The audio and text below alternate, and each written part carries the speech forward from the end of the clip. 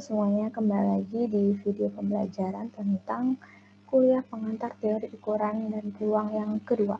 Nah, jadi untuk yang kedua ini kita masih berbicara tentang ruang peluang. Kalau misalnya di video yang sebelumnya, ini adalah coretan di video sebelumnya, kita sudah belajar tentang ukuran peluang itu seperti apa, bagaimana cara menghitungnya, bahwa ukuran peluang ternyata tidak diperoleh dengan single eksperimen, tapi banyak eksperimen, kemudian kita hitung ruang sampelnya dan segala macamnya, segala properties di ukuran peluang pengantarnya di video sebelumnya.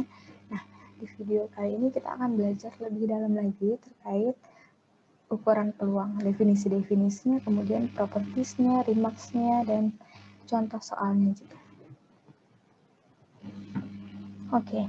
Jadi ukuran peluang definisinya adalah suatu pemetaan peluang yang memenuhi peluang gabungan A gabung B itu sama aja dengan menjumlahkan peluang A ditambah peluang B, di mana kejadian A dan B itu saling lepas.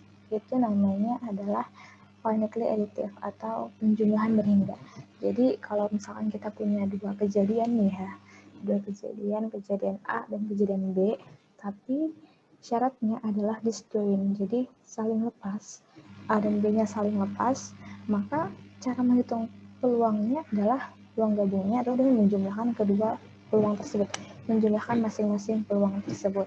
Tapi harus diingat, di sini saya kotakkan syaratnya adalah disjoint, saling lepas. Jadi harus ada disjointnya dulu, baru formula ini berlaku. Nah, ketika dia berlaku, maka namanya adalah finitely additive atau penjumlahan yang berhingga.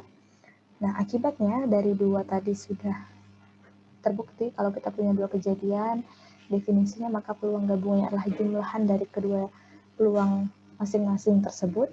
Maka kalau kita perumum misalkan kita punya N kejadian dan ingat dia harus saling lepas disjoint, maka peluang gabungannya adalah penjumlahan dari N peluang kejadian masing-masing tersebut ya. Jadi kita perumum menjadi bentuknya seperti ini. Nah, biasanya memang seperti itu. Jadi ketika di matematika atau statistik, memang kita mulai dari kasus yang sederhana dulu untuk sama dengan dua dulu untuk dua kejadian, kemudian kita perumum menjadi N kejadian, dan terakhir ini adalah untuk tak hingga banyaknya kejadian. Jadi sama aja. Jadi ketika untuk tak hingga banyaknya kejadian, ternyata sama. Peluang gabungnya adalah jumlahan dari peluang setiap kejadian tersebut untuk kejadian yang tak hingga. Dan ingat syaratnya adalah disjoint. Nah, dari yang video sebelumnya dan apa yang sudah kita pelajari tadi, maka kita sebenarnya sudah punya tiga asumsi. Yang pertama adalah untuk semua kejadian A, maka peluang kejadiannya selalu berada di antara 0 sampai 1. Bisa 0 berarti akan semakin kecil kejadian tersebut mungkin terjadi, atau maksimal 1 berarti akan semakin besar kemungkinannya untuk terjadi. Kemudian yang kedua, peluang kosong. Jadi kejadiannya kosong itu peluangnya adalah 0. Dan untuk peluang dari ruang sampel 1. Kenapa bisa peluang ruang sampel 1? Perlu diingat bahwa definisi ruang sampel adalah semua yang mungkin ya, semua kejadian termuat di ruang sampel. Maka ketika kita menghitung peluang dari ruang sampel tersebut ya pasti 1 ya, karena semuanya sudah kita definisikan di situ. Kemudian yang ketiga, pemetaan peluang itu dia sigma aditif. Apa itu sigma aditif? Sigma aditif bisa dilihat di definisi ini ya. Jadi peluang gabungan dari semua banyaknya kejadian sampai tak berhingga adalah jumlahan dari masing-masing peluang kejadian tersebut. Seperti itu. Nah, dari definisi-definisi sebelumnya, maka akhirnya kita punya definisi untuk ukuran peluang itu seperti apa sih. Ternyata di sini dikatakan definisinya, misalkan kita punya ruang sampel omega, kemudian kita punya lapangan sigma A dan subset dari ruang sampel omega, kemudian fungsi pemetaan P dari pemetaan dari lapangannya ke 0 sampai 1, interval tutup 0 sampai 1, itu dikatakan ukuran peluang atau distribusi peluang pada ruang sampel omega dan lapangan A jika kedua kondisi tersebut terjadi. Jadi pertama ketika peluang kosong sama dengan 0 dan peluang ruang sampelnya adalah 1. Yang kedua adalah jika peluangnya adalah sigma aditif. Yaitu tadi untuk kejadian-kejadian yang saling lepas dari 1, 2 sampai tak hingga, maka peluang gabungannya adalah dengan menjumlahkan setiap peluang kejadian tersebut. Seperti itu ya. Jadi apa itu ukuran peluang? Kapan kita bisa mendefinisikan suatu ukuran peluang? Ya ketika dua kondisi ini terjadi. Seperti itu. Nah, kemudian kita sudah punya ukuran peluang. Ingat di awal di video sebelumnya, untuk ruang peluang itu apa sih? Kapan sih ketika dikatakan ruang peluang? Jadi ruang peluang itu adalah triplet ya. Ada triplet, ada ruang sampel omeganya, ada lapangan sigma A-nya, dan ada peluangnya. Gitu ya. Jadi triplet dari ini, dari omega, A, dan P. Di mana omega itu ruang sampel, A itu adalah lapangan sigma yang subset dari ruang sampelnya, dan P itu adalah peluangnya, probability measure. Jadi, nah, apa itu probability measure? Bisa kalian lihat di definisi yang sebelumnya tadi ya, ketika dia memenuhi dua kondisi tersebut. Jadi itu ukuran peluang, definisi ukuran peluang ketika dia punya 3. Yang pertama ruang sampel, kedua lapangan sigma, dan ketiga peluangnya. Ukuran peluang. Ukuran peluang apa? Silahkan dilihat definisi yang sebelumnya. Nah, ini adalah basic properties. Jadi syarat-syarat mendasar yang ada pada ukuran peluang. Jadi di sini ada 7 ya. Ini ada kesalahan, ini 6, ini 7. Ada 7 properties tentang ukuran peluang. Yang pertama adalah dia yang pasti peluang itu finitely additive, penjumlahan yang berhingga.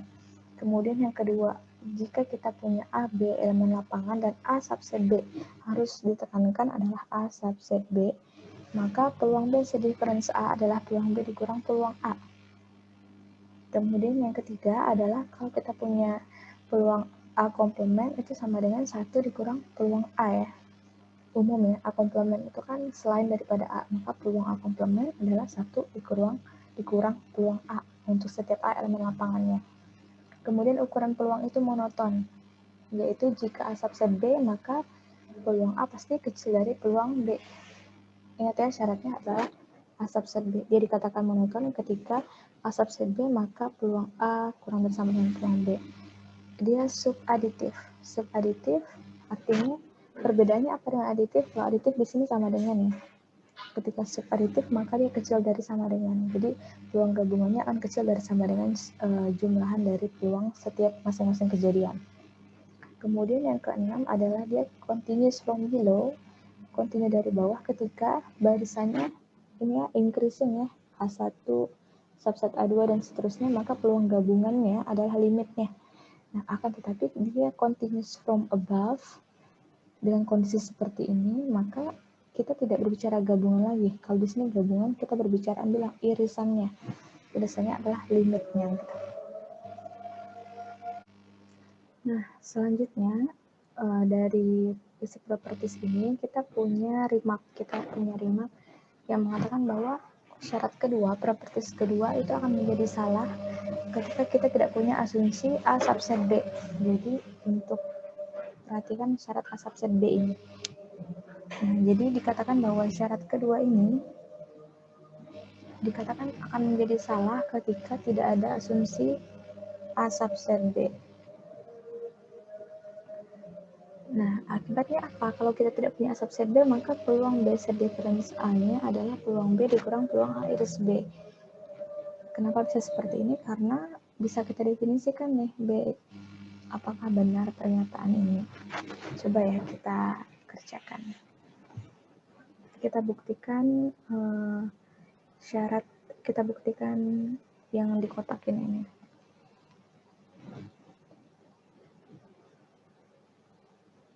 B A iris B adalah B iris A iris B komplement. maka B iris A komplement gabung B komplement. Maka sama aja dengan B iris A komplement gabung B iris B komplement. Sama dengan B iris A komplement gabung B iris B komplement kosong ya. Maka sama aja dengan B iris A komplement. Yaitu B iris A komplement adalah B sedifference A. Maka terbukti ya, yang kita kotakin ini terbukti. Dan A iris B subset B, maka kita akan selalu punya kondisi seperti ini. Ketika tidak ada diketahui asumsi A subset B. Tapi ketika A subset B diketahui, maka dia kondisinya adalah peluang B dikurang peluang A. Ini untuk A subset B.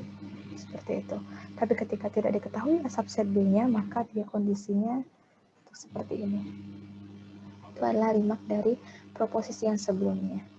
Nah, kemudian kita juga punya proposisi yang menyatakan bahwa kalau kita punya dua kejadian A1 dan A2, maka peluang gabungannya adalah dengan menjumlahkannya A1 dan peluang A1 ditambah peluang A2 dikurangi dengan peluang irisannya. Perbedaannya apa dengan yang sebelumnya? Kalau yang sebelumnya sudah kita pelajari adalah ada syarat disjoint.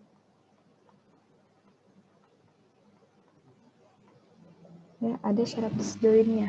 Ketika dia saling lepas disjoint, maka peluang A1 iris A2-nya adalah 0 ya. Karena A1 iris A2-nya kosong ketika dia disjoint.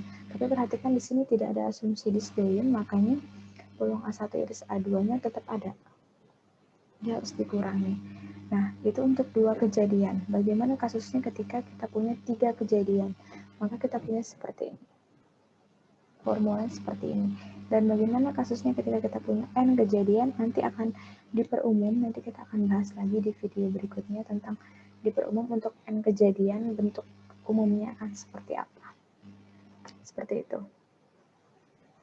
Nah, ini adalah yang terakhir adalah contoh soalnya. Contoh soal misalkan kita punya triplet, ruang sampel omega, lapangan A, lapangan sigma aljabar, kemudian peluang P sebagai ruang peluang. Maka kita punya dua kejadian, asumsikan kita punya dua kejadian A dan B, di mana peluang A-nya 0,4, peluang B-nya 0,5, dan peluang A iris B 0,2. Maka kita diminta menentukan berapa gabungannya, berapa sedefinisinya, komplemennya, gabungan komplemen dan irisannya. Kita bahas yang pertama. Yang pertama adalah kita tulis di sini aja ya, peluang gabungan.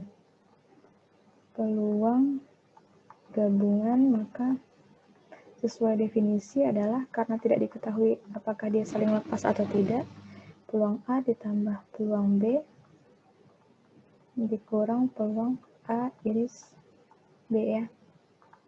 Maka kita dapat 0,4 ditambah 0,5 dikurang 0,2. Maka kita dapatkan hasilnya adalah 0,7. Kemudian yang kedua adalah A set difference B.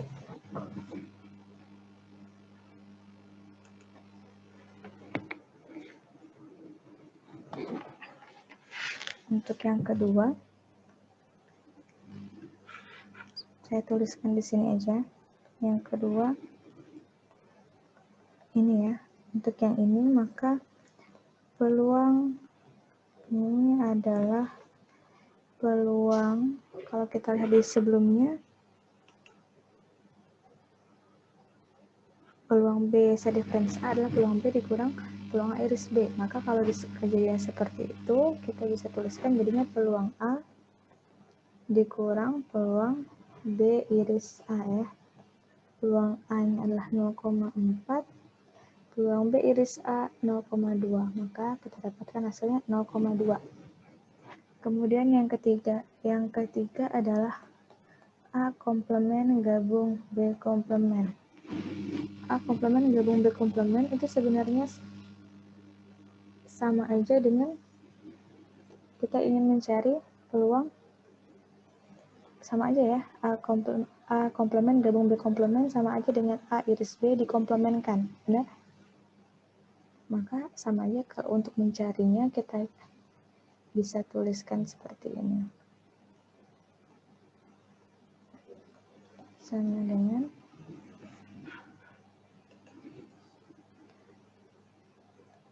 peluang dari A iris B komplement. Maka sama dengan 1 dikurang peluang A iris B.